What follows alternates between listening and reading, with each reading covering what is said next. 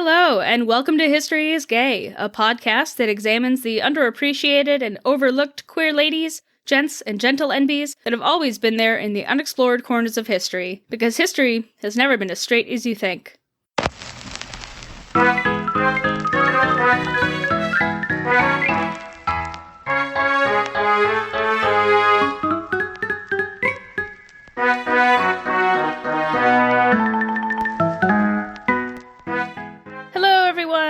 Welcome to today's episode. I'm your intrepid host, Lee, and I hope that you are enjoying your March and your 2021 and are all staying nice and safe and healthy. I'm joined today by a guest host that you've heard on the show a couple episodes ago. I am joined again by friend of the pod and friend in real life, Amanda Helton, my arty nerdy friend. Hello.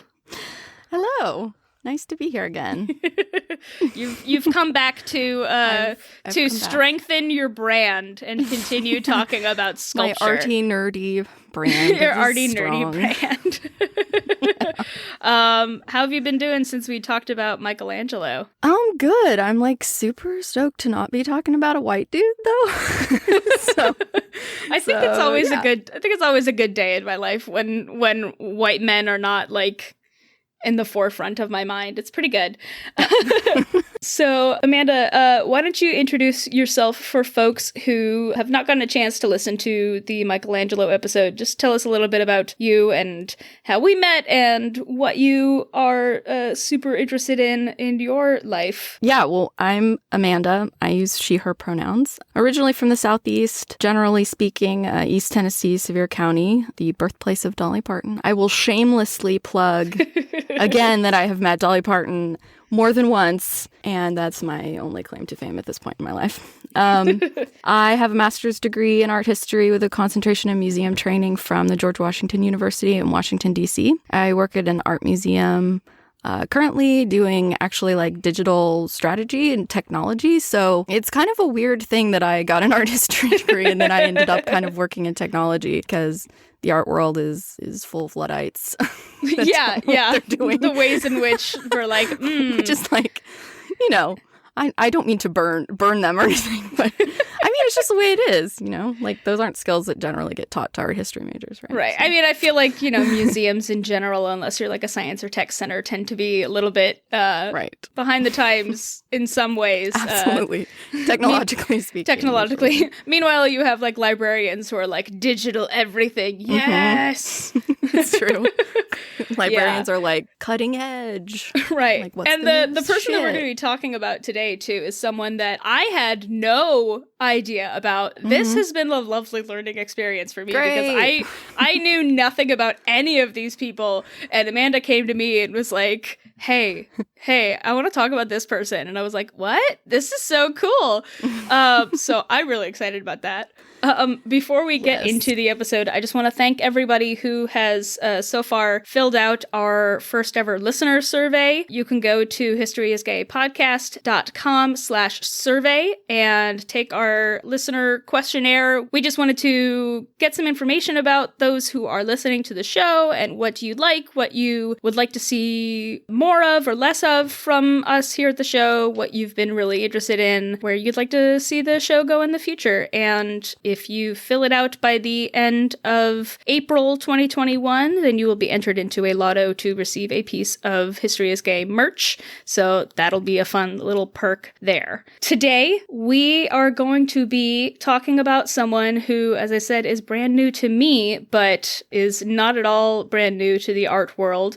We're going to be talking about a woman named Mary Edmonia Wildfire Lewis, who was a sculptor in 1800s in the US. She basically blew up the art world, was the first internationally recognized African-American and indigenous artist in the US, and she ended up joining an extremely gay group of women, expatriate sculptors in Rome.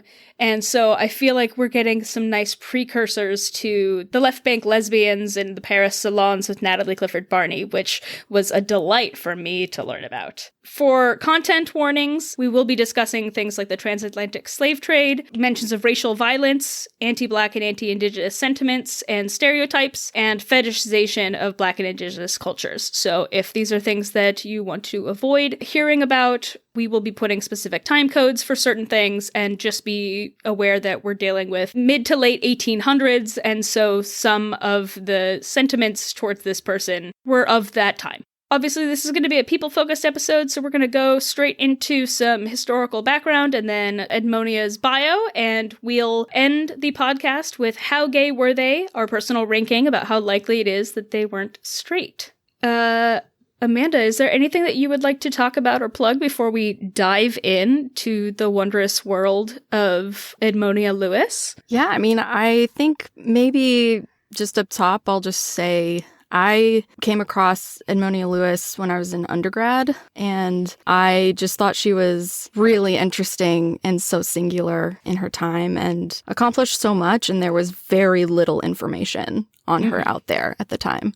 And so now doing this project and doing research, it was delightful to see that, like, there have been so many more things written since I was in college, and, like, things have come to light about where she was buried and that sort of stuff. So it's so fun to see, like, the mark of time happen where some time has passed and people have sort of discovered her academically, and there's just more to dig into. So this was honestly, like, a continuation of that joy that I experienced in undergrad of, like, discovering her and, like, this whole, like, group of artists. And I was really looking for an alternative to, like, writing about white male artists that were just, like, constantly coming up. And I was like, this can't be it. Like, I need more.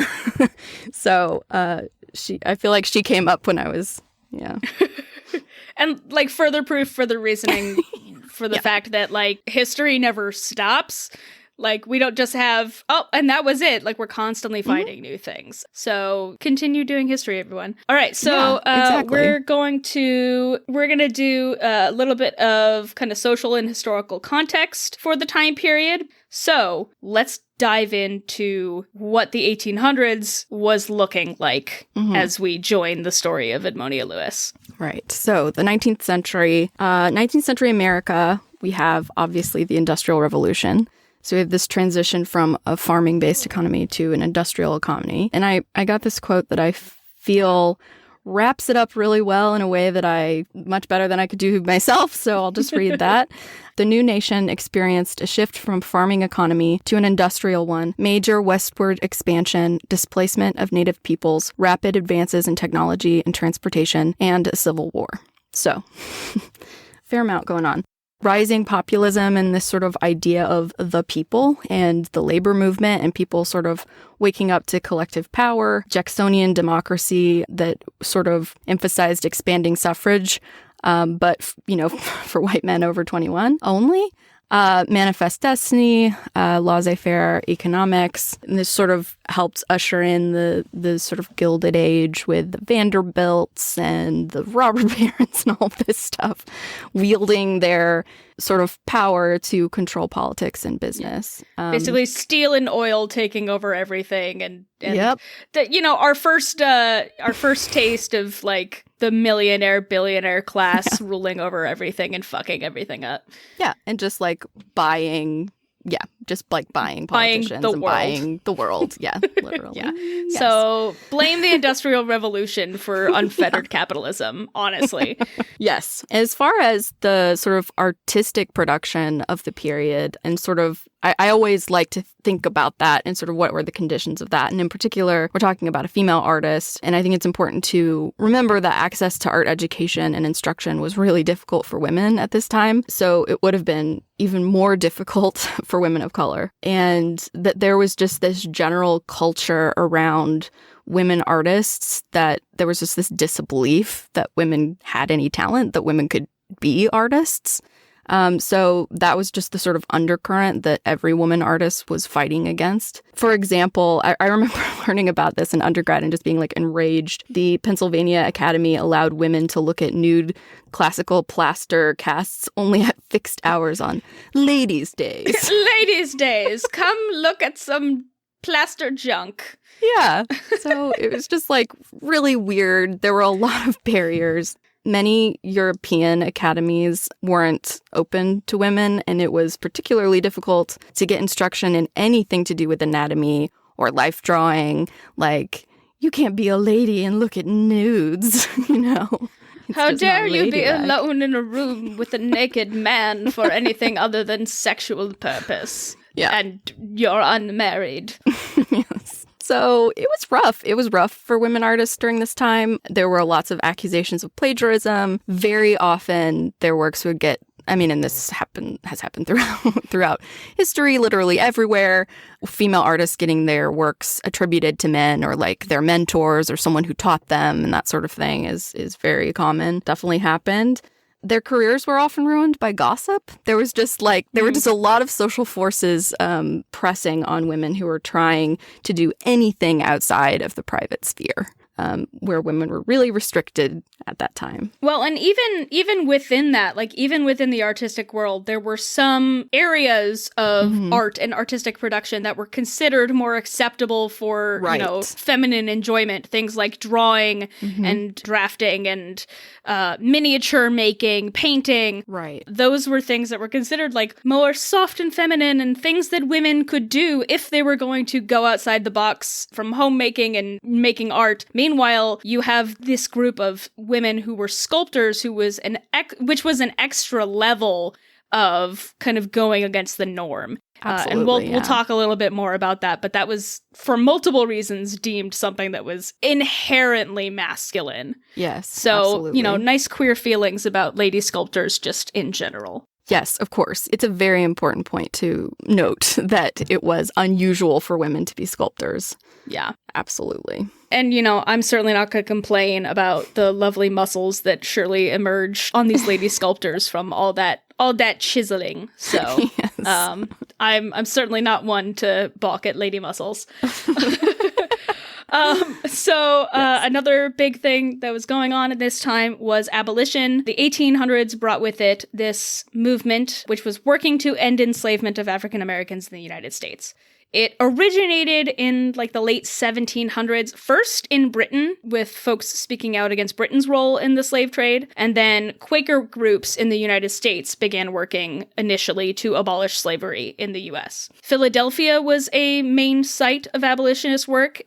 Most things were kind of centered in the North and specifically New England area, with the first organized abolitionist group forming in Philadelphia in 1775. It gained huge momentum in the 1830s, where you started getting publications of abolitionist newspapers like The Liberator in Boston, and anti-slavery pamphlets were being written and sent all over the South. In the 1840s, Frederick Douglass, who you may be familiar with, who was a formerly enslaved person, who was one of the great abolitionist leaders, he toured all around the United States and spoke in lecture halls about his life and experiences, and he even spent time speaking out against slavery abroad in Britain and Ireland. Support for the abolitionist movement really kind of came to the forefront in many American homes after the publication of Uncle Tom's Cabin by Harriet Beecher Stowe. There's also a lot of connections between, at this time, the abolitionist movement and the suffragist movements. They were sort of emerging out of similar groups and similar circles at the time. Yeah, definitely. The women's movement definitely had early roots in the anti-slavery movement. Early on, suffragist leaders like Elizabeth Cady Stanton, Susan B. Anthony, they would sort of split from the abolitionists, I think initially over the 15th Amendment, enfranchising Black men and not white women. So there were a lot of sort of racial politics happening with the suffragists. The first wave That's putting it lightly. Yeah. That's putting it extremely, extremely lightly. The first wave of the feminist movement began in the mid-19th century and lasted until the passage of the 19th Amendment in 1920. So white, middle-class, first-wave feminists in the 19th century to early 20th century, they were primarily focused on women's suffrage, striking down coverture laws, which were basically legal doctrine, whereby upon marriage, a woman's legal rights and obligations were subsumed by those of her husband. So the idea was that the husband and the wife are essentially, legally speaking, the same person. So it's this legal erasure of a woman's individuality. And they were also interested in gaining access to education and employment for women. And all of these sort of goals and objectives were famously included in the Seneca Falls Declaration of Sentiments, which is what came out of the first Women's Rights Convention in the U.S. in 1848. And so, although it was certainly a repressive time for women, it was also a time for incredible growth for women's movements. Women had played a huge role in the Civil War and organizing on their own behalf. Women mill workers joined unions and participated in some of the earliest labor strikes. So there really is this strong connection between the feminism and abolition. But I also wanted to bring in this idea of the cult of true womanhood because it keeps coming up, and I think it's important too in the context of Edmonia's work and sort of like how she's using the sort of social realities of her world to kind of make her art land for people. And so the idea of the cult of true womanhood is the idea that women are suited really only to the private sphere. And they're not fit for public life, political participation, or, God forbid, labor in the waged economy. So what is inherent in this notion of the cult of true womanhood is the sort of white middle class interests of the leaders of the movement. Because the cult of true womanhood is really a cult of true white womanhood. You know it's going to be a great movement when it starts with the word cult. You know? Yeah. It's just going to be super inclusive, super positive, not at all suspect sexually or racially. Yeah. Yeah, totally. It has bad vibes from the get-go. Yeah. Because there's a systematic oppression of Black and working class women that have no choice but to labor outside of the home. They don't have the choice to stay in the private sphere. They don't have the same sort of level of protection in society and that sort of thing. And clearly, like, even in the sort of this ideology, it's like they're not even in it. Right. It's so clear, like, who's really, like, centering themselves, right? Yeah. So the last thing that we wanted to talk about a little bit just before we get into learning more about Edmonia is what was going on in the art world. At this point, there was a huge interest in Neoclassicism, which, like what we saw in the Renaissance when Amanda was here last, is kind of an obsession with the classics of ancient Greece and Rome and reviving them and drawing inspiration from those aesthetics and culture. It coincided with the 18th century Age of Enlightenment and continued into the early 19th century, and then was kind of eclipsed by things like avant-garde art and a whole bunch of different factors that kind of moved along with, you know, moving into the 20th century. Neoclassicism specifically is really defined by its use of like straight lines, not a lot of color, really dialing down on simplicity of form and making sure that you are sticking to techniques and values that would have been utilized and valued in classical times. Usually it has to do with Greco-Roman history or other historical figures. So a lot of times these women that we were talking about usually were kind of referred to as like literary sculptors who were really dealing in creating stories through their art. And the style of the neoclassical sculpture was a reaction against the previous Rococo period, which was, very gilded, a lot of cherubs, very, very... Rococo is just... it's disgusting. It's the gaudiest thing that you could imagine. Like take... Rococo. Like, take the disgusting gilded nature of like Trump Tower, but make it like full of naked. It really actually is full like of that, full of naked babies and no straight lines. It really actually kind of is Trump's aesthetic a little bit, but probably more pink. Yeah, but it's basically it was like, oh, let's move away from this like frivolity. Mm-hmm. So it was moving into serious subjects with serious art. Mm-hmm. Yeah. Which is always defined as classical Greece and Rome, of course. Right, which has, so many different elements of classicism in it. Yeah. Woo! Yeah, and in terms of architecture, the style of neoclassic architecture continued throughout the 19th, 20th, and up to the 21st century. And an example of that is Washington, D.C. Literally all of it, like, point at a building. Just point all at a of building. It's neoclassical architecture. So many obelisks. It's so true. So very many obelisks. Lots of phallic. Yeah. If you ever wondered why the Lincoln monuments. Monument looks like it's the Parthenon, here you go. Yeah, exactly. Exactly. Lots of columns, yeah. Are we just going back to we're just going back to Michelangelo with Washington D.C. with columns and obelisks, just columns everywhere, phalluses all over the place. Yeah, literally. Exactly. Oh my God.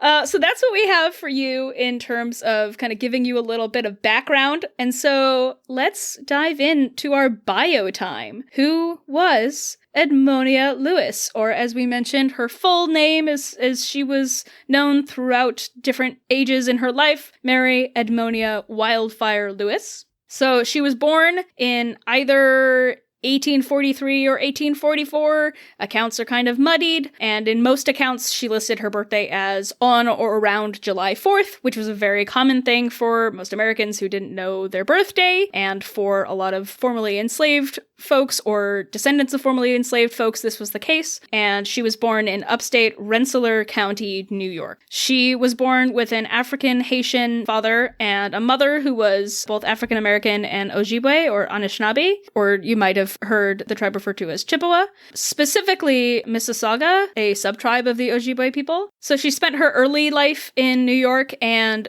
unfortunately, she and her brother were orphaned at the age of 9. And at that point, they were adopted by their maternal aunts, and they lived with them in the Mississauga tribe for several years, as she would go on to tell newspapers that she spent those years hunting, fishing, and making and selling baskets, moccasins, and other souvenirs to the Niagara Falls tourists. Some of these facts about her early life may have been kind of exaggerated or embellished for the press with this kind of public persona that sort of traded on the exoticism of her various identities, but this is what we have from her. During this time, she went by her Native American name, which was Wildfire, and her brother Samuel was Sunshine. And by 1856, she enrolled in a pre-college program at a Baptist abolitionist school called McGrawville in New York, but she left after about 3 years. In an interview later in life, she described her life with her aunts and this early time in school, saying, "Until I was 12 years old, I led this wandering life, fishing and swimming and making moccasins. I was then sent to school for 3 years in McGrawville, but was declared to be too wild. They could do nothing with me." So, I mean, her name is Wildfire, so... Yeah, you're getting this kind of sense of, like, what, the public persona was built up around her. However, academic records from the college actually show that her grades, conduct, and attendance were all really good, really, exemplary. And she studied Latin, French, grammar, arithmetic, drawing, composition, and public speaking while she was there. So already very accomplished, very educated, and as you'll see here, she was able to get some kind of windfall to allow her to move forward in her career.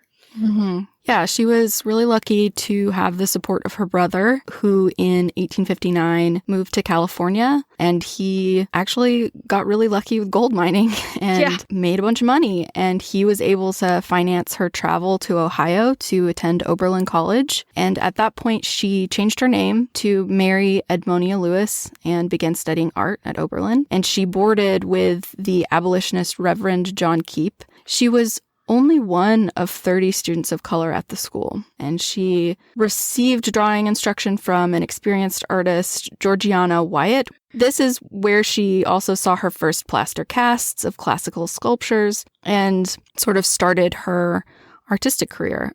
Oberlin was the first co-ed and interracial college, and it was a major abolitionist center at the time as well. And despite that, she still experienced relentless discrimination and just terrible treatment. I mean, by all accounts, she was an excellent student, but man, did she have a rough time. Yeah. She was falsely accused of poisoning her roommates, and when she was not immediately arrested upon being accused, the townspeople took it upon themselves to actually kidnap Edmonia. They beat her and they left her for dead, essentially, and never faced any legal ramifications for it at all. On January 27th, 1862, she had served her friends mulled wine, which she had obtained somehow in this dry town. We don't know how. And also while living in the home of a church deacon. So, like, honestly, that's a flex I can get behind. That's pretty cool. Before her classmates set out on this sleigh ride, which, like, that's just a thing they did, I guess, just going on sleigh rides with your friends. That sounds really fun to me. They set out on a sleigh ride with two gentlemen callers. And I'll read this quote. On the disastrous ride out of Oberlin, the two girls became violently, uncontrollably nauseated. The blame was placed on Lewis. Before her trial, she was dragged to a field and beaten by a white mob. In court, she presented herself in crutches, her collarbone shattered. She was represented at trial by John Mercer Langston, who will go on to become the first African-American elected to public office in the United States and a founding dean of Howard Law School. Not Harvard. Fuck Harvard. Langston pointed out that the stomach contents of the girls had never been tested, and Lewis was acquitted. Mm-hmm. So she faced hearings for the alleged poisoning, and although she was acquitted, she was subsequently expelled the following year because she was accused of stealing art supplies. So she was a semester away from graduating, and she was unable to do so. Mm-hmm.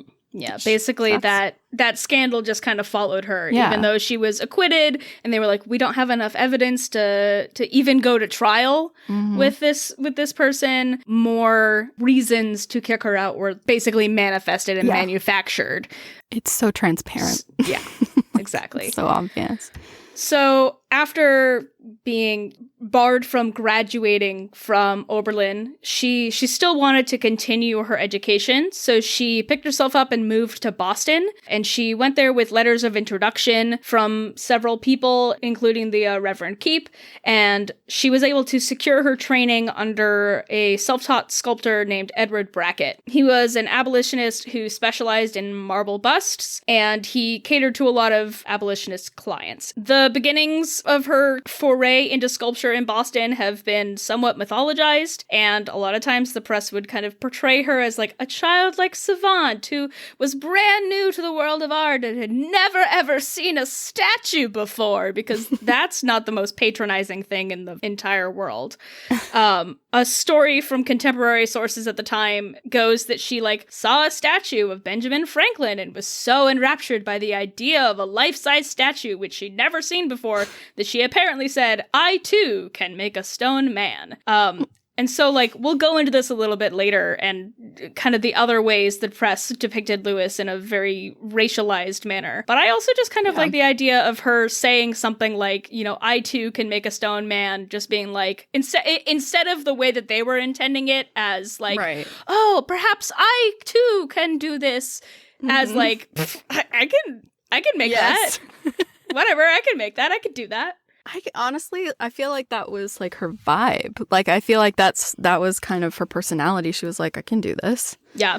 Yes. So in Boston, she opened up her own studio, and she was working and selling primarily sculpted portraits of abolitionists. She had her first solo exhibition in 1864. Some of those significant subjects and pieces in that show were a medallion of abolitionist John Brown, who led a coalition to raid the arsenal at Harper's Ferry in 1859. She also was commissioned by Dr. Harriet K. Hunt, Boston's first woman physician, to create a statue of Hygeia, the Greek goddess of health. Also sculpted a bust of Colonel Robert Gould Shaw, leader of the all-black 54th Massachusetts Volunteer Infantry Regiment during the American Civil War. Mm-hmm. Yeah, and she listed him as her hero in multiple interviews as well. Yeah. She sold 100 plaster copies of the bust during a soldiers' relief fair in Boston. So it was popular. She knew what would sell. Like, she had a sense of, she was very business oriented, and those funds from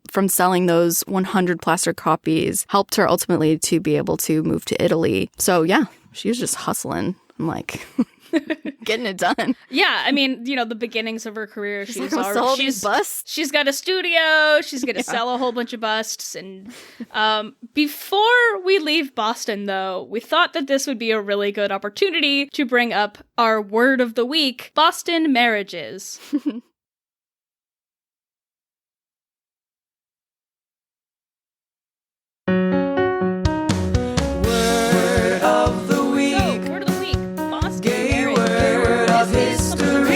Similar to romantic friendship, which we've talked about on this show a lot. This was specifically for two women. So whereas we had romantic friendship, which was kind of, all genders across, this was specifically referring to two women used in New England in the late 19th, early 20th century. Boston marriages typically referred to cohabitation, so women living together, of two wealthy or well-off unmarried women, usually white, because they were the women who had the means to be able to live independently without financial support from men. Their relationships were sometimes sexual, but not necessarily always. So a Boston marriage could refer to a traditionally lesbian relationship, or an artistic collaboration, or a business partnership, or, just really intimate friends, roommates. It all kind of, encompasses that whole world. What was new for me in doing the research is that the term came primarily from Henry James's book, The Bostonians, which is an 1886 novel which featured two unmarried, quote, new women. He didn't use this term, but this was a term that was being used at the time. It was kind of like an umbrella term for women who were reinventing gender norms and structures in the 1880s. Basically like, those rascally feminists. Yeah, there's a new woman. She's fundamentally different from other women. She rides horses in pants. Yeah. So his book basically features these two characters who are living together and were inspired by what James had observed of his sister Alice and her positive relationship with another woman named Catherine Loring. He characterized the Bostonians as a, quote, very American tale, and one of those friendships between women which are so common in New England. So a lot of ladies living together with other ladies in New England. Yes, definitely. Mark DeWolf Howe, who met several women in these types of arrangements, described it as, quote, a union, there is no truer word for it, end quote. Usually feminists with shared values involved together, often in social causes, or, shared sort of collective work, and a lot of women who are self-sufficient in their own careers. Boston marriages were so common at Wellesley College that the term Wellesley marriage even emerged because it was so common. At the time, women were really expected to abandon their academic careers when they got married. So this was kind of a loophole. Like, so I'll just shack up with my lady professor friend and then we can both do our work and live our damn lives. And there's a famous pair, Catherine Lee Bates and Catherine Ellis Common, which ain't that like a queer lady thing to be dating someone with the same name as you? Just Katie and Katie. It happens. And See, I keep sitting here going like, is Catherine Lee Bates at all related to Kathy Bates? And then I look at the pictures of both of them and I'm like, oh, there might actually be something there. They really? kind of look alike. I haven't done enough research into it, but like, It can be like an ancestor. Right. Yeah. They lived together in a Wellesley marriage for 25 years. Yeah. That's a long time. It's a long time. That's a long time. I also really love that, like, there was so much of this going on at this one all-women's college that they created. I mean, that just reminds me of, like, literally I learned that the term power lesbian was coined at the UC Santa Cruz campus. No. Yes. I didn't know that. I learned that. I was like, oh, no wonder I don't want to date any of the dykes here. Jesus Christ. Everything is so clicky. Oh my God. Well, yeah.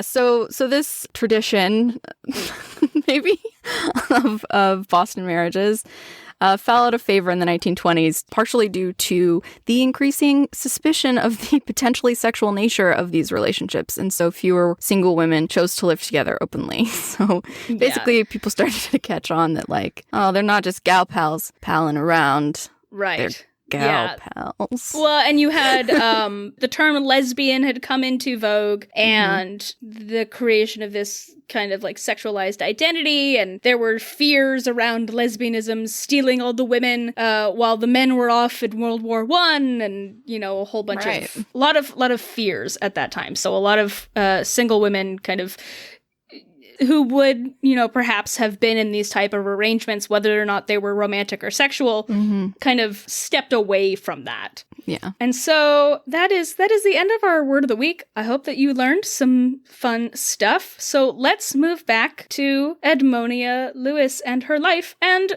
her big move to Italy.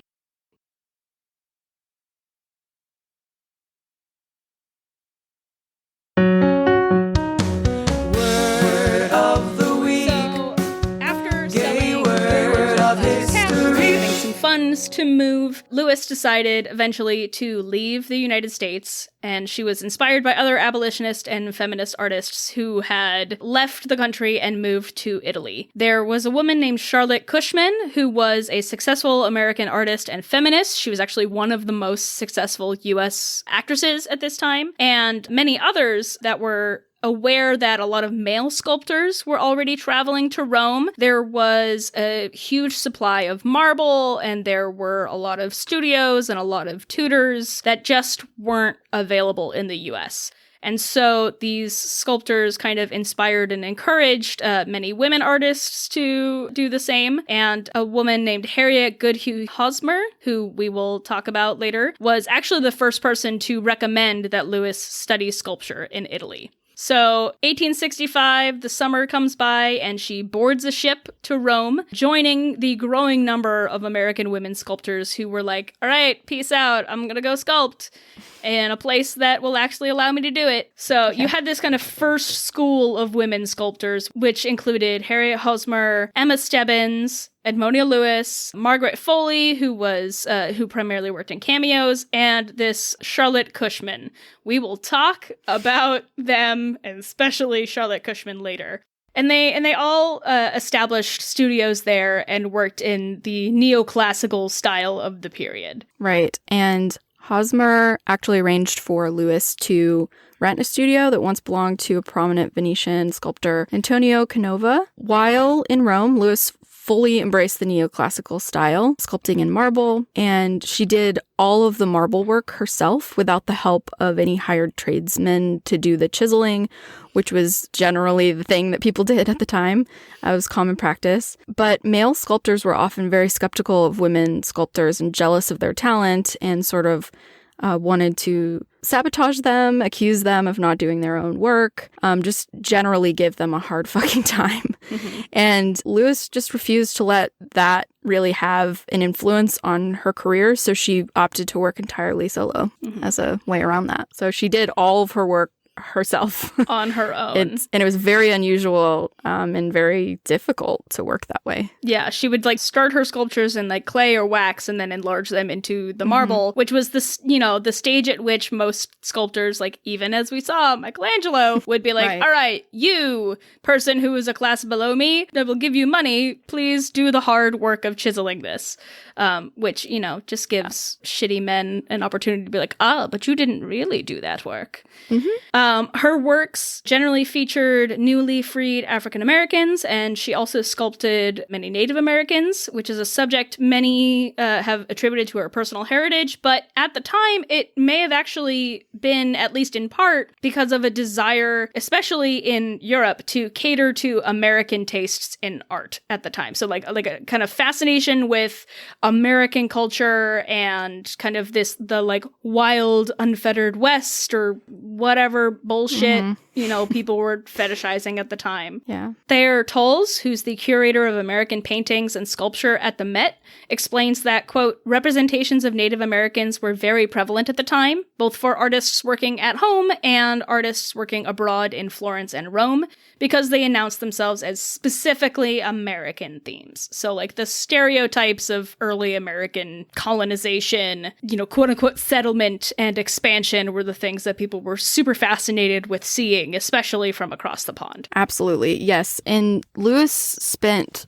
her life traveling across the Atlantic, and she would highlight different aspects of her identity depending on her audience. She deeply understood white culture, what people were expecting from her, and how they were reading her. And since her audience was largely white, she had her work sort of frequently misread as self-portraiture. And so that was something that she was very aware of, and she was very careful with her stylistic choices, often choosing to whitewash the female figures in her art and give them typically European features. And so that decision to do that is a complicated one. So the sort of way that she sought to create distance between herself as the artist and the subject matter of the work was to neutralize the blackness, to remove it even from the work, because she knew that her audience was going to equate her with the work and see it as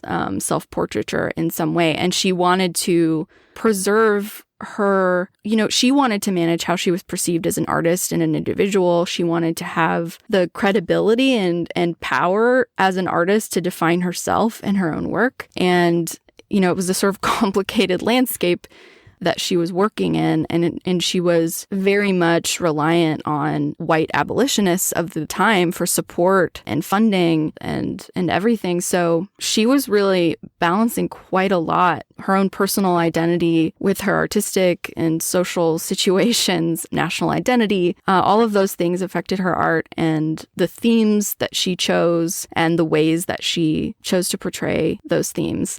Kristen Pye Buick, a professor of art history at the University of New Mexico, wrote Child of the Fire, Mary Edmonia Lewis and the Problem of Art History's Black and Indian Subject. And she noted in that, quote, during abolitionism, she found reciprocal interests and common ground with anti-slavery advocates. And, quote, after slavery was abolished, Lewis sculpted religious subjects that appealed to Catholic patrons in Italy and England. And I feel like that speaks more to her sort of ability to fully understand all the machinations of what's happening around her with people and society, and sort of figuring out how can I make this work for me, and so that I can make the art I want to make and live my life the way that I want to live it. So she was really just kind of absolutely just very smart, just very knew what she was doing.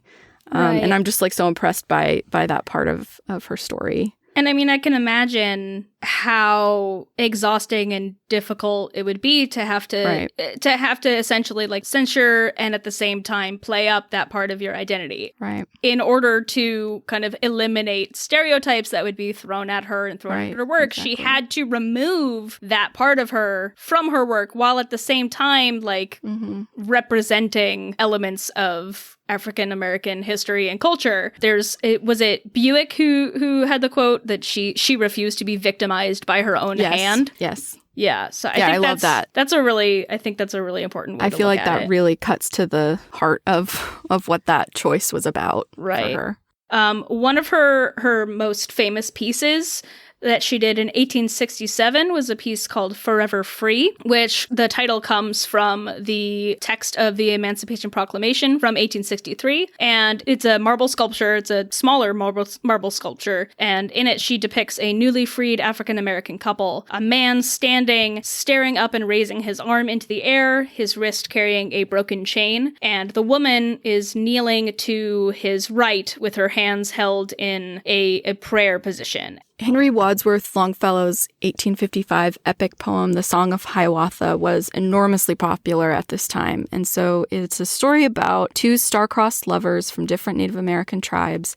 The popularity of that narrative helped Edmonia Lewis attract patrons. And that was a calculated choice on her part. Like, she knew what subject matter would have relevance. And then this in particular had personal relevance for her as well. And in a way that she knew would be compelling for patrons and people who would be interested in the work. And the fact that she and the titular Hiawatha were members of the same tribe absolutely didn't hurt that narrative for her. It was a very strong brand that she definitely used to push her career forward. And so, the Song of Hiawatha was so popular at the time that she even sculpted a version of the fictional couple from the story in 1868, which is actually currently, you can see on display at the Met when we're allowed to leave our homes now in the future at some point. Go get vaccinated when it's your turn. Yes, please.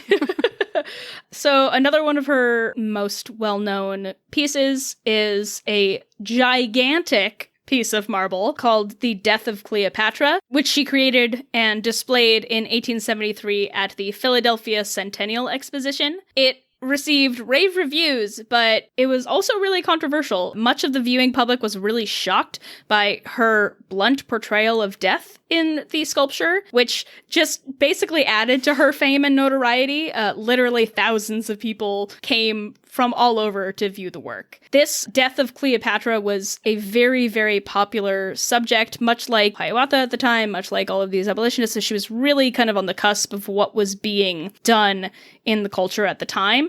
But she specifically chose to depict Cleopatra in the really excruciatingly pained moments directly after she allows herself to be bitten by the asp, so taking it from Shakespeare. And so there's this quote saying that Lewis added an innovative flair by portraying the Egyptian queen in a disheveled, inelegant manner, a departure from the refined, composed, Victorian approach of representing death. It's also really notable that usually in these depictions of Cleopatra, she was flanked by her accompanying slaves, and Edmonia specifically chose to eliminate representation of those figures in the work. Yeah, I think we have maybe a little bit more on it later on. Yeah, there's some interesting stuff. It's an interesting work. Yeah, so her artwork gained a lot of attention in part because of the popularity of the themes that she chose among art collectors in Europe, and she managed to exhibit her sculpture alongside other well-established artists of the period, both in Europe and in the US. Biographer Rena Evelyn Wolfe refers to Lewis as having, quote, a knack for business, bartering tenaciously for the finest marble, and winning commissions creatively. Her work sold for large sums of money during her lifetime. In 1873, there was an article in the New Orleans Picayune stated... Old-timey news things. Yes, old-timey newspaper. Quote, Edmonia Lewis had snared two $50,000 commissions. I looked this up. $50,000 in 1873 would be like $1 million today. Yeah, like over $1 million. Like it would be over $1 million. So that's incredible. She got two of those. Her studio became like a tourist destination. She had several major exhibitions, including one in Chicago in 1870 and another in Rome in 1871. Her studio in Rome saw several visitors, including Frederick Douglass and Ulysses S. Grant, even received the blessing of Pope Pius IX, according to an 1878 article in the Globe newspaper. Mm-hmm. So she gained a lot of attention for her work, and it was well publicized.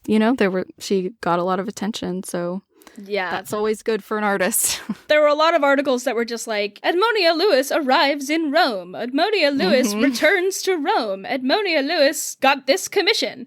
So she was just very much essentially the talk of the town. Yeah, totally. However, with that, that kind of comes as a double-edged sword because the exceptional quality of her art certainly had a large part in the notoriety and fame, but her racial background also had a part in it. Her background was both praised and derided in the press, and this was something that she expressed a lot of mixed feelings about. In 1878, she told the New York Times, and these are some of the only, actual quotes that we have direct from her, and not, abolitionist leaders being like, look at this magical woman who exceeded the expectations of both of her races, etc., etc. Bullshit.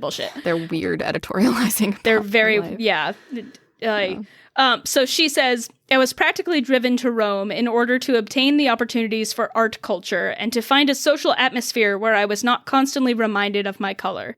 The land of liberty had no room for a colored sculptor. So the press around her kind of continued to exoticize and heavily racialize her while at the same time applauding her work. So there was like this one 1866 interview and review of her work, which noted how she, quote, prattles like a child with, quote, crisp hair and thick lips. Gross. Or describing her as curious and exceptional example of native artistic ability. There was a lot of stereotyping of like the noble savage, quote unquote. Yes, myth. Absolutely.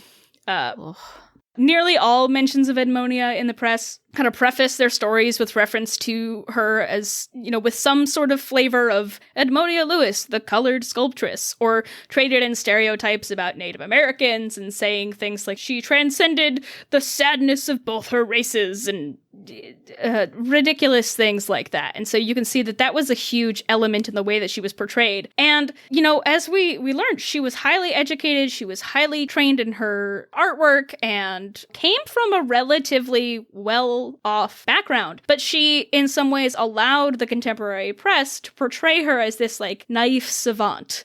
In part as a way to, she knew that she had to kind of trade these elements of her identity in order for her to have, you know, success in these white abolitionist circles, but it also served as a way to erase things like the scandal that she had encountered back in Oberlin with the poisoning incident of her roommates. Historian Marilyn Richardson, who she's like the primary scholar on Edmonia Lewis, had a really wonderful quote saying, "She worked both sides of the street, depending on her audience and her patrons. She emphasized her blackness or her Native American origins. She was very savvy about how to keep her identity in play." Yeah, I think that's the like defining thing that allowed her to be as successful as she was. Yeah. Because she was so good at that. And a lot of her work has been destroyed or ignored until very recently, which is super unfortunate. And in 1967, James Porter tried to convince the Howard University Art Gallery of the importance of her sculptural commemoration of the Emancipation Proclamation, Forever Free, that we talked about a little earlier. Porter ended up actually acquiring the work with his own money and then donated it to the museum. It was like, okay, you guys won't buy it? Okay, I'll buy it and then I'll give it to you. Gotta love museums that would just rather steal all of their material than, you know, pay money to actually showcase the work of marginalized peoples. But, you know, who am I? Yes. Just a person who works in museums and is really frustrated with the way that the majority of them have worked for hundreds of years. But, you know. Yeah, they're colonialist institution. That is what they are. That is, I feel, not a controversial thing to say, but some might disagree. Yeah, so we talked earlier about the Death of Cleopatra. That work is, I don't remember if we said or not, but it is a monumental sculpture. It is 3,015 pounds of marble. Like, it's giant. That's so much.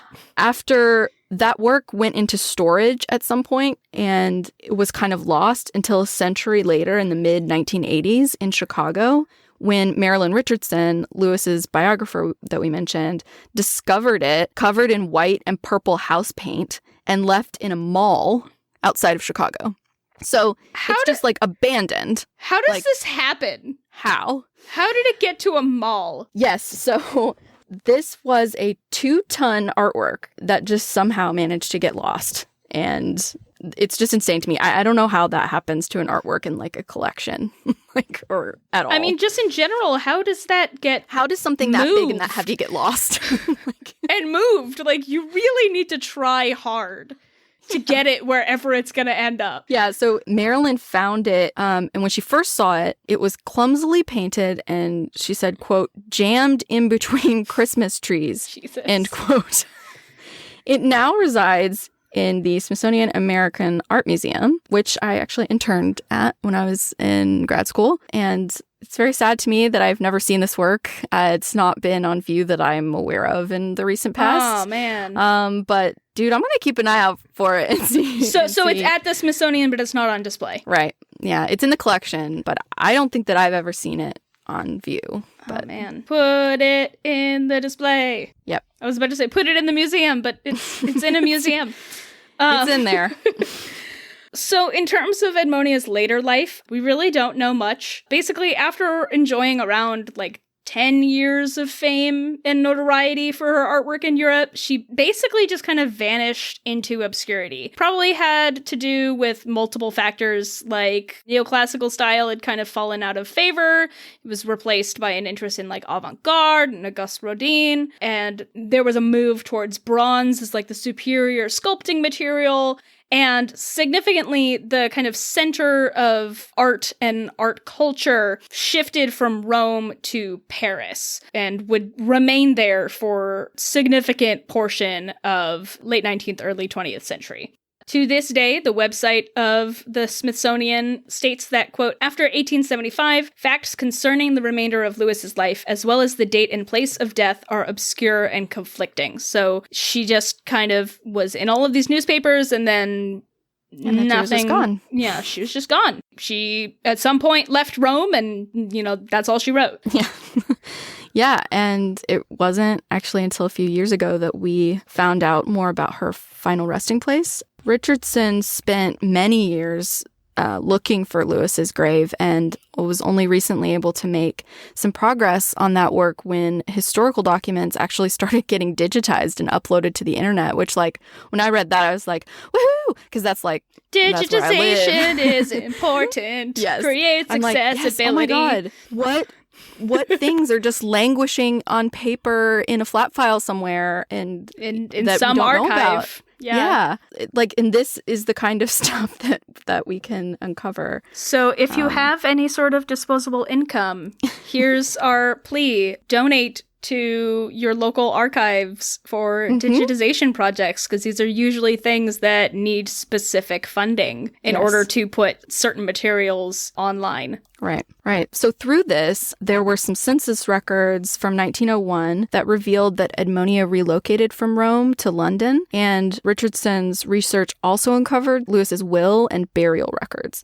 So we're now able to know that Lewis officially died in Hammersmith Infirmary in London of Bright's disease, which is a chronic kidney disease, most likely in 1907, and was buried in St. Mary's Roman Catholic Cemetery in London. Her will noted that she asked to be buried in a dark walnut coffin, that notice of her death be printed in British Roman Catholic publication The Tablet, and identified herself in the document as a spinster and a sculptor, which is great. Until recently, Lewis's grave was unmarked, until 2017, when a GoFundMe by East Greenbush, New York historian Bobby Reno succeeded in restoring the site. So really recent. Yeah. Very recent. And, continuing the really upsetting trend of really accomplished, remarkable Black women being buried in a site with no fucking grave marker. Yep.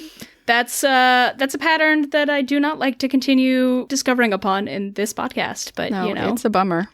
Big bummer. Huge. So now it is time, as we close out the story of Edmonia Lewis's life with her declaration of herself as a spinster and a sculptor. We all know the implications of spinster, as we talked about in Lizzie Borden episode a couple years ago. But it is time now for us to dive into our Why Do We Think They're Gay segment. There's a couple of different areas that we wanted to go in, and much like we discovered with Lizzie Borden and in some ways Dolly Wilde, there's not a huge amount of information directly about Edmonia's love life or lack thereof, so we'll be kind of going into the circles that she ran in and, making some conjectures around that. There's a wonderful quote here that we have: while many have speculated about her sexuality, given her close associations with women and her androgynous style of dress, Lewis was a transformational figure who used her art to capture the historical legacies of women, African Americans, and other figures central to Black culture and the American Civil War. So, the first thing that we wanted to mention, and this could be nothing, but I just wanted to pop it in there, is one of the only kind of surviving drawings on paper by Edmonia Lewis when she was at Oberlin is a piece from 1862 titled The Muse Urania. And if you remember, Urania, as this Greek god, has some explicitly queer connotations. This was like a fully finished piece. It's signed, and she made it for her Oberlin classmate Clara Steele Norton as a wedding gift, which is really delightful. And apparently she like did it totally last minute by like candlelight, so there's like wax drippings on it, and it's like very kind of romantic, you know, even if it was like a wedding gift. It was platonic. Platonically romantic. Yeah. So I thought it was interesting to note that like the figure and story of Urania, who is the Greek muse of astronomy, she was created from the testicles of Uranus, and only about 2 years later, in 1864, 1865, was being used to refer to homosexual men, which, as you might remember, started by Karl Heinrich Ulrichs and began to be quickly adopted by Victorian society among advocates of queer emancipation. So it could just be nothing. It could be, hey, I'm a neoclassical artist and here's this Greek god. But I couldn't help but note, like, hot, Urania. And then very soon after, and that's only really like the time that it was published. So it's very possible that this was already sort of in the vernacular. Right. And I don't know how much, interaction Edmonia would have had with white aristocratic gay male culture, but I thought it was worth noting. Yeah, totally. And by all accounts, she was very intentional about her subject matter and like her decision making around that. And so what she would choose to make for a gift for an individual person, I would think that she would put as much thought into that as well. Right. So, yeah. So we mentioned earlier the poisoning incident that happened at Oberlin College. But what we haven't said quite yet is that it may well have been more likely an attempt to administer an aphrodisiac to her college classmates that sort of went sideways. Yeah. As we mentioned, the charges were dismissed against her during a preliminary hearing because there was insufficient evidence to hold her for trial, especially considering the nature of the drug that was involved in the incident. Quote, most people believed that if Edmonia had in fact served the drug to the young women, her intent was more likely to promote sexual stimulation than to poison. So the drug itself was cantharides, commonly known as Spanish fly. It has compounds derived from blister beetles, which have been used as aphrodisiacs for centuries. Sexy. They are highly toxic, but in very small quantities, they induce itching and burning in the genitals, which perhaps wishfully have been mistaken for arousal. Nothing gets me more hot and bothered than blister beetles. Itching and burning genitals is I mean, they use that. Oh god, they use that shit for like removal of warts. Yeah. That's not a pleasant feeling. I would not want that anywhere near my nether regions. Thank you. But and certainly wouldn't mistake it for arousal. But I guess prior to Viagra, exactly. I don't what they say, it's not the poison, it's the dose. So you just need like a little drop of Spanish fly. So the two women who were served the wine seemed to be close friends of Edmonia's, and the three of them had been involved in several pranks on each other. So it kind of seems like maybe they were just kind of a cheeky bunch, and they were like pranking each other and being cute. And then it turned into like, oh crap, we're on a sleigh ride and everyone's vomiting. Like, I guess that's what it sounds like happened. Yeah. Another theory is that the two women were targeted because of romantic jealousy on Edmonia's part, since they were on dates with their male companions during the sleigh ride when the drug took effect. So maybe she was trying to sabotage their date or something. Things we'll never know. But we shall never know. The larger context of what we wanted to talk about is primarily this like group of women that she was involved with in Rome. She, Edmonia Lewis, along with these other women, never married or had children, and was very, very close with all of these women who lived together and were in relationships with one another and seemed to have been highly influential on Lewis's life. So, we're going as far to say, like, if you're surrounded by this many women who are doing these things and living this type of life, I mean, I don't really believe in the myth of the token straight.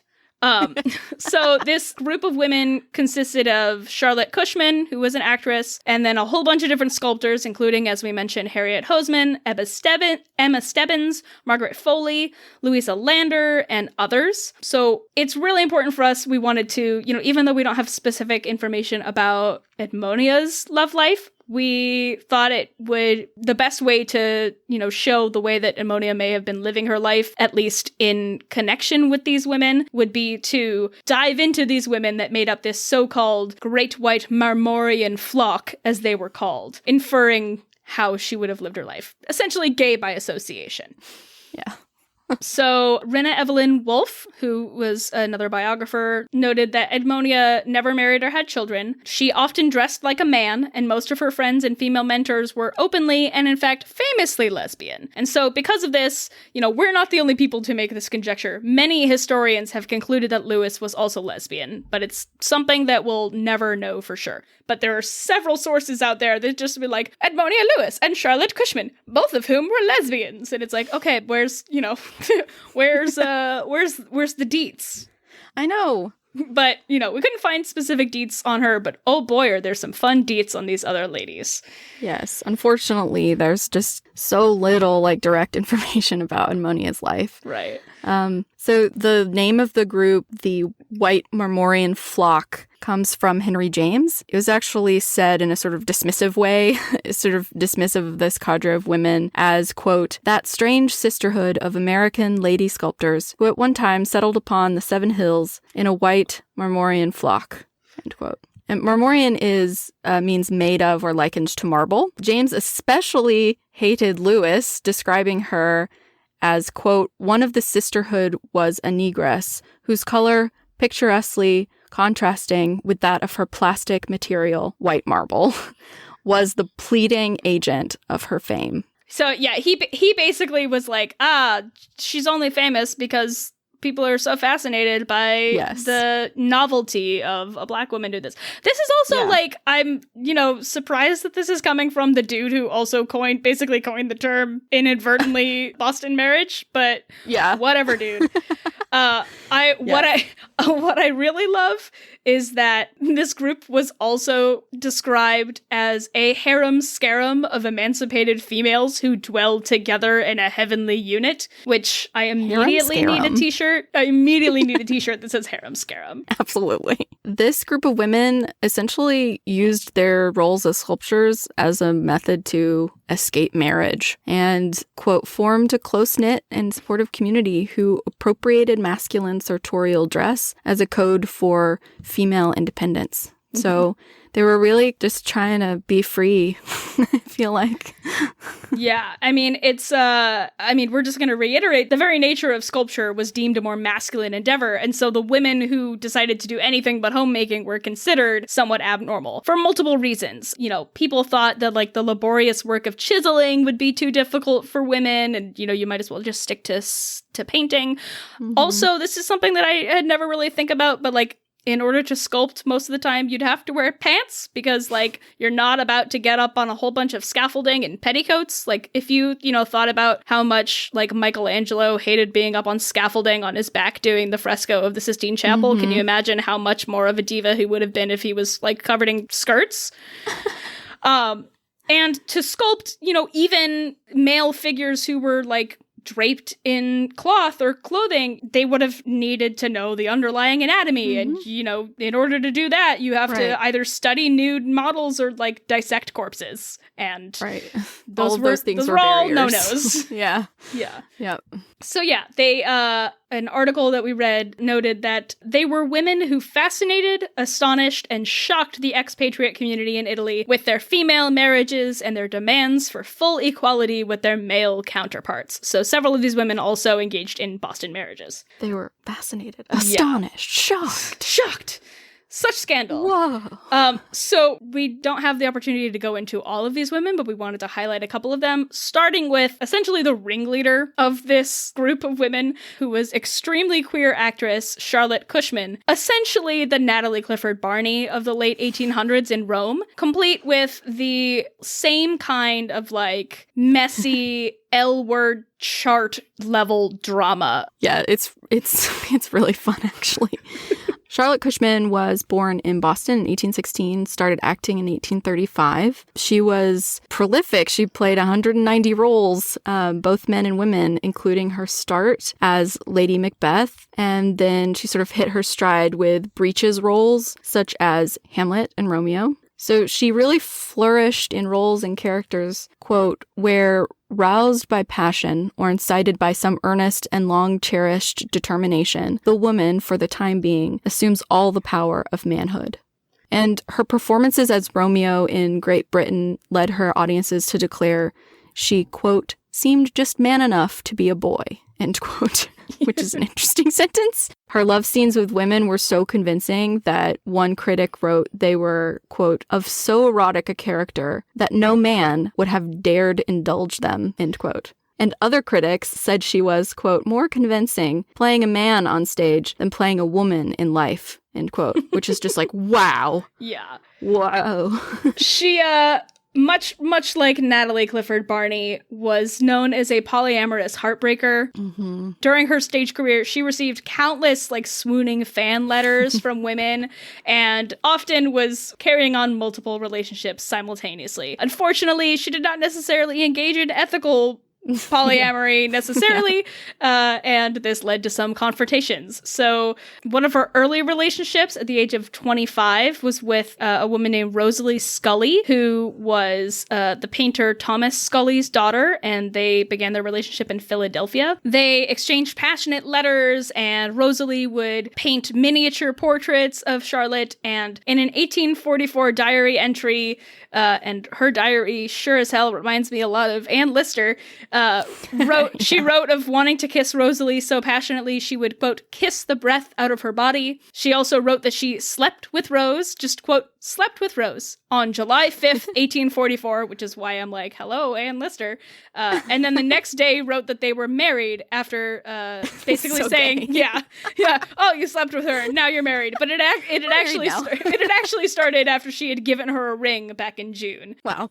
Yeah. So, however, this wasn't necessarily the longest lasting relationship. Cushman left to England in November 1844 for a stage tour and didn't invite Rosalie along. And when Rosalie caught her in an affair with another woman, she supposedly died of a, quote, broken heart a few months later. She really died at the age of 29 of fever, but it was claimed that she had suffered a broken heart, which led to her death. She also had a relationship with Matilda Hayes. The relationship lasted a decade, and they were extremely public with their relationship, going to events together, wearing similar dresses and holding hands. Elizabeth Barrett Browning described their relationship as a marriage, saying, quote, I understand that Cushman and Miss Hayes have made vows of celibacy and of eternal attachment to each other. They live together, dress alike. It is a female marriage. End quote.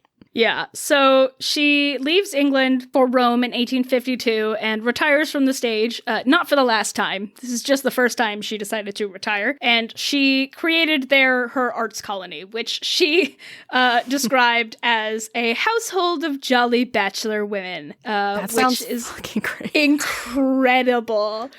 And so Matilda Hayes, Harriet Hosmer, Emma Stebbins were all involved, Edmonia Lewis. Most of them were all living together, fully in the same house.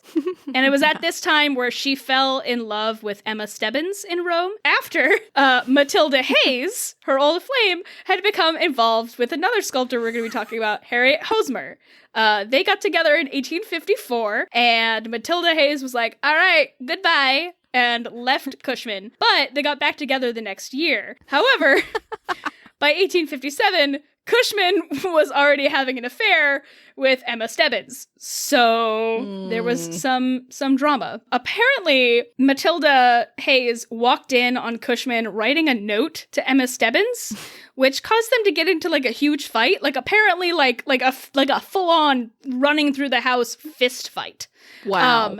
And Hayes actually said, you owe me money because I've lost part of my career to your philandering and bullshit. And so she essentially sued Cushman for like the equivalent of like a palimony case nowadays. So apparently Cushman paid her an unknown sum and the couple sundered their relationship permanently. I mean, I guess that's do you ever sue your ex? Divorce equivalent of like... Do you ever sue your ex for emotional damage?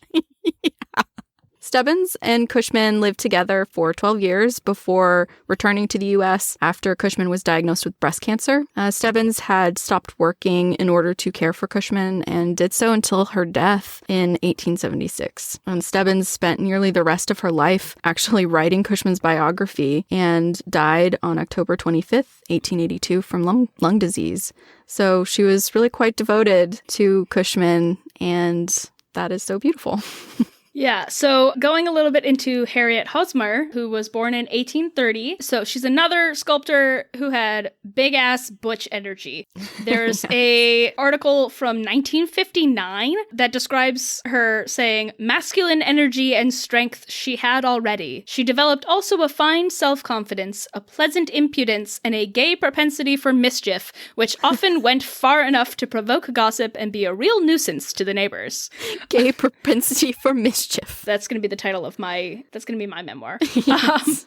So despite women not really being generally allowed to study anatomy and take medical classes, she managed to attend an anatomy class. And apparently no medical student ever gave her shit because according to local gossip, she, quote, carried a pistol in her belt and was known to be a dead shot. So if you ever, if you ever think of going up to Harriet Hosmer to say shit about her being a woman studying anatomy, she apparently just threatened to shoot you. Hosmer had love affairs all over, but no intention of marrying, and wrote to Wayman Crowe when she was 24, even if so inclined, an artist has no business to marry. For a man, it may be well enough, but for a woman, on whom matrimonial duties and cares weigh more heavily, it is a moral wrong. I think, for she must either neglect the profession or her family, becoming neither a good wife and mother nor a good artist. My ambition is to become the latter. So, wow, that's such a wonderful right? quote that cuts really to the heart of that desire of women to like have their career and their chosen passions and how just their own lives shit gets in the way. Yeah, and that like, wow, it is a moral wrong. Those are strong words.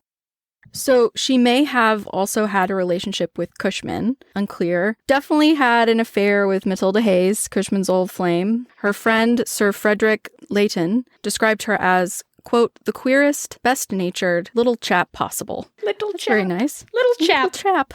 She dressed out of feminine conventions while in her studio, and while she dressed more conventionally outside, she still cut her hair short, quote, so that she might have less trouble with marble dust, end quote. She would often wear a beret and trousers while working, quote, not intending to break my neck on the scaffolding by remaining in petticoats, end quote. Yeah, I love that she's just like, what, do you expect me to just kill myself because you want me to not be wearing pants?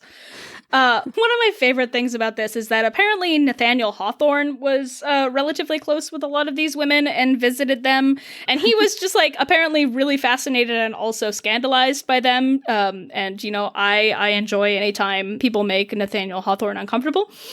So he describes this time that he met Harriet in like the most butch, beautiful introduction ever. He says, quote, she had on a robe, I think, but I did not look so low, my attention being chiefly drawn to a sort of man's sack of purple or plum-colored broadcloth, into the side pockets of which her hands were thrust as she came forward to greet us. She had on a shirt front, collar, and cravat like a man's, with a brooch of Etruscan gold, and on her curly head was a picturesque little cap of velvet. Their never was anything so jaunty as her movement and action. She was very peculiar, but she seemed to be her actual self, and nothing affected or made up, so that, for my part, I gave her full leave to wear what may suit her best and to behave as her inner woman prompts. Thank you, Nathaniel Hawthorne, for your permission for Harriet Hosmer to dress however she wants. Yeah. Whatever. But yeah, I just really love that idea of like her like hands thrust into like pockets, just walking toward and be like, hey, what's up? I totally see it. It's so great. Yeah. So she lived with Charlotte Cushman and Ebba Stebbins in their sapphic household and explained to Wayman Crowe she had a relationship with his own daughter, Mary, and described her as my little wife and described themselves as what we on this side of the ocean call lovers. Of her lovers, she was probably most well-known and dedicated to a woman named Louisa, Lady Ashburton, who was a widowed Scottish noblewoman, and they had a relationship for 25 years. She called Ashburton her sposa, and they alternatively called each other hubby and wedded wife, which is delightful. Yeah. And Hosmer died in Watertown, Massachusetts in 1908 at the age of 77. Wow. Yeah. Then we have our last person that we're just going to really quickly mention here. Yes, Louise Lander. Nathaniel Hawthorne also visited her and describes his first impression, quote, "There are very available points about her and her position. A young woman living almost perfect independence, thousands of miles from her New England home, going fearlessly about these mysterious streets, by night as well as day, with no household ties, no rule or law but that within her." I love that. I love that so much. She's like, nothing except no what I want to do. Law, but that within her. I want that. And he's just so endlessly fascinated that she can walk around by herself during night and day. So, wow. Congrats on walking, Louise. Yes. She scandalized critics by cavorting with unmarried men. Lander, quote, "has the reputation of having lived on uncommonly good terms with some man here in Rome. She is very vain of her figure, and a number of respectable people affirm that she has exposed herself as a model before them in a way that would astonish all modest Yankees." Yeah, and this was information that kind of essentially acted as a scandal that kind of ended her artistic career. Oy, which, remember, we said earlier happened a lot. Exactly. It was like, hey, this lady is an unmarried hoe who's sleeping around with unmarried men. So if it wasn't lesbianism, it was... something. Yeah, so with all of these women around her, and the ways in which they're, like, adopting masculine dress, specifically as a way to kind of separate themselves out, Edmonia Lewis, according to a really fantastic book called Improper Bostonians, Lesbian and Gay History from the Puritans to Playland, stated that she emulated both the outward attributes of their unconventional, often masculine attire, as well as their aesthetic independence. Certainly, though, it seems that Edmonia was sympathetic towards women who romantically loved other women, and she was devoted to her own independence and freedom to live, dress, and express herself as she saw fit. So, yeah, it's just, I wish we had more information about Edmonia. Right, yeah, like there's only so much that we can kind of infer. Directly, yeah. You know, who's to say? So, our kind of ending goal here, what do we want to say about Edmonia and her life? Amanda, what are your kind of main takeaways and conclusions from learning what we've learned about her? What do we have to say to kind of wrap some things up here? I think that she's just a really interesting person, really interesting artist, very self-possessed, and her legacy has sustained so much damage. So many of her works have been lost, destroyed, damaged, and it's very unfortunate. And I wonder if we will eventually find some things that have more information about, you know, her personal life and personal relationships. But it seems very telling to me just how she lived her life and made choices, and all of that feels very consistent with queerness. And, you know, to me, it's like if she was a lesbian or not, it's like kind of irrelevant to me. But there's definitely queer narrative in her story. And I don't know, just like queer people hang out with each other. We find each other. Right. And clearly like a flock of birds. Yeah. Which, I mean, they were called the Marmorian flock, so... This is true. Henry James was on about it. Yes. Yeah. Yeah. Yeah. I don't know. I'm just so impressed with her, like, as a person. Like, right. Well, and there's this really great quote, I think, that like really hammers home the importance of her and her work. There's a person named Charmaine Nelson who wrote in 2007, "It's hard to overstate the visual incongruity of the Black native female body, let alone that identity in a sculptor within the Roman colony. As the first Black native sculptor of either sex to achieve international recognition within a Western sculptural tradition, Lewis was a symbolic and social anomaly within a dominantly white bourgeois and aristocratic community."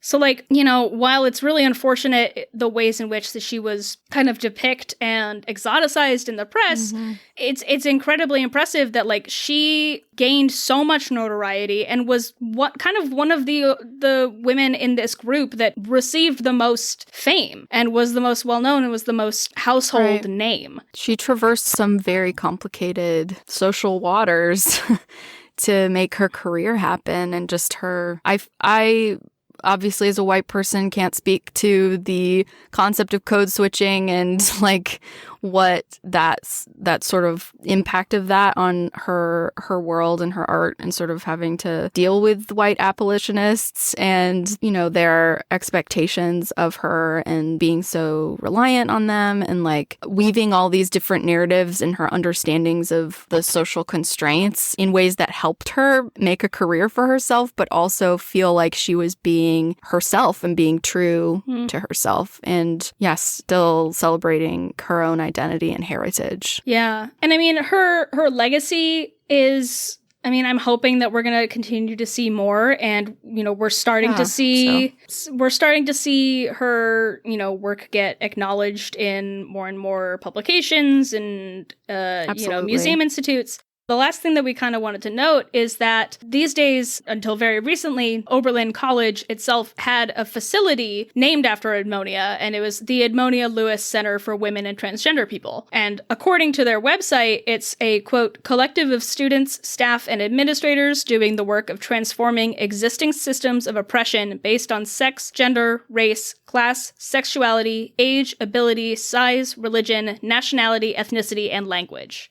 So they're really trying to create this space that is trying to dismantle a lot of the systems that led to Edmonia's exclusion and harassment while at Oberlin. There's a great quote from a student that speaks to the facility as kind of a method of trying to do right by Edmonia all these years later.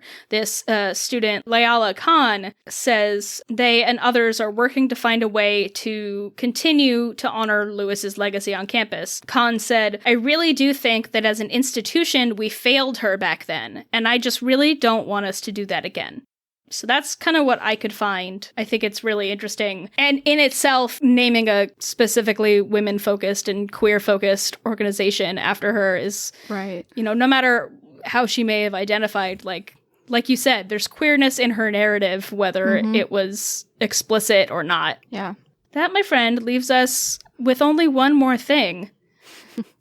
Our lovely segment of How Gay Were They? So, Amanda, how gay was Edmonia Lewis? I think she was probably definitely queer. I don't know if she was explicitly a lesbian or not, but even though we have not a lot of personal details, it really does build this story where you can imagine what her life was kind of like. If you can sort of triangulate that, you know, using like the sort of people that she was with and where she was and what was happening at the time, I do feel like there is this very clear picture sort of in my mind of her like queer life. And it's very compelling to me.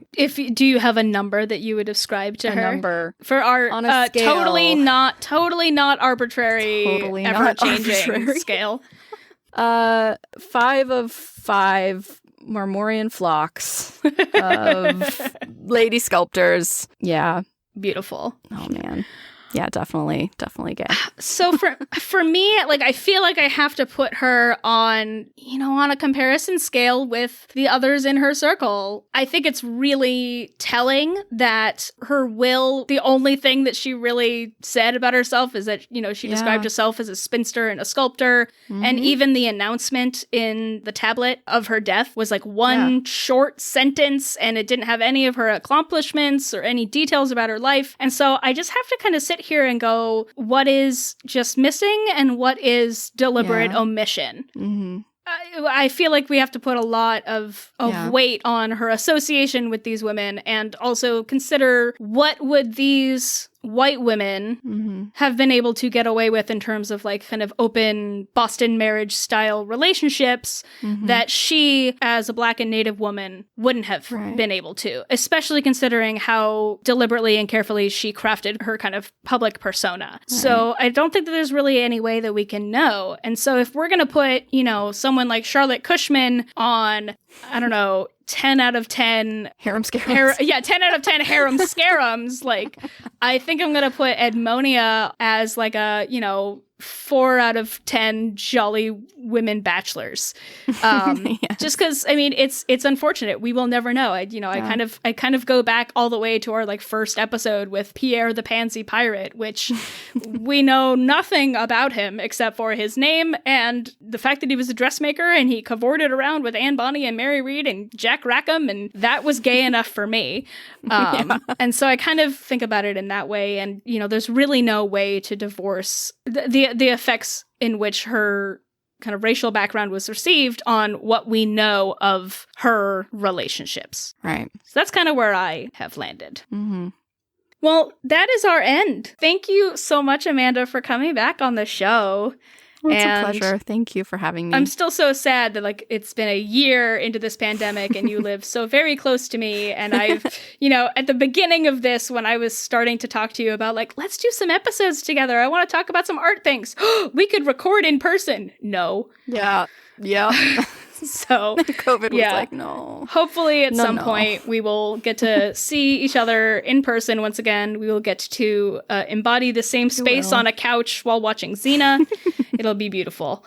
It will. Before we say goodbye to folks, Amanda, please tell our lovely History is Gay listeners where folks can find more of you and your work on the internet. Sure. I'm on Instagram, Oryxbesia, ORYXBESIA. I also have a website, amandahelton.com.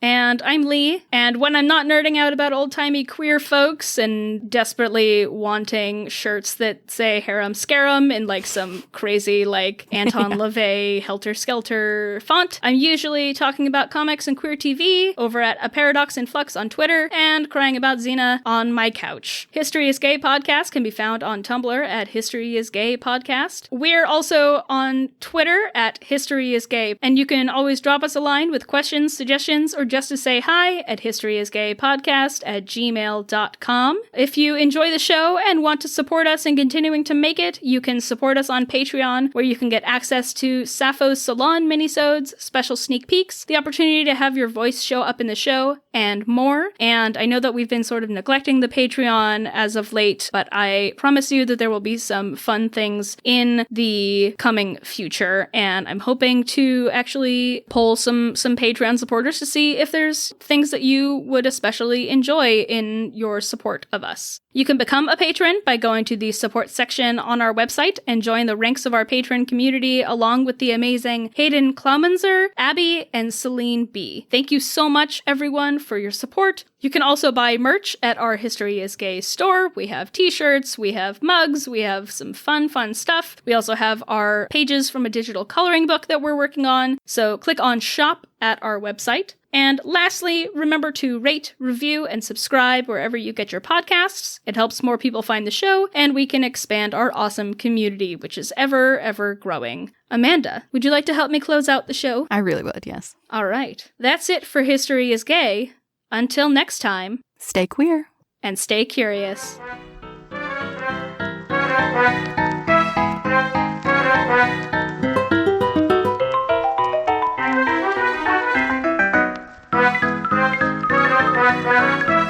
Thank you.